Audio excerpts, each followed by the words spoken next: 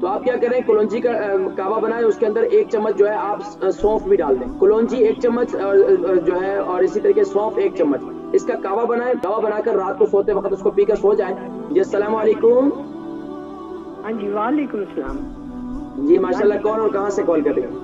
ہاں جی برمنگھم سے کال کر رہے ہیں کہ میں نے یہ پوچھنا ہے کہ میرے گلے میں بہت زیادہ نا صبح کے ٹائم ایسے ریشہ ہوتا ہے، بالکل صاف شفاف، اس قدر جیسے ہر وقت بولنے میں بھی اس طرح آپ کی عمر کتنی ہے؟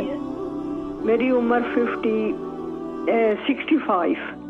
65۔ اچھا یہ بتائیں کہ وزن کتنا ہے؟ 8 اسٹون۔ 8 اسٹون۔ اچھا یہ ریشے کی شکایت کتنا عرصے سے آپ کو؟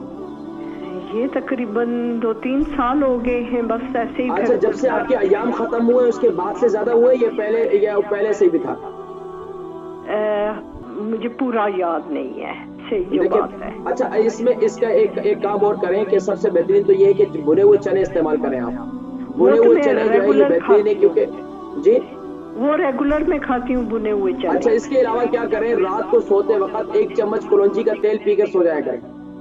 اچھا 1 چمچ کلونجی کا تیل پی کر سو جائیں، اور اس کے ساتھ ساتھ اگر یہ کلونجی کا تیل نہیں ملتا اچھے والا آپ کو، تو آپ کیا کریں، کلونجی کا کعوہ بنا لیں۔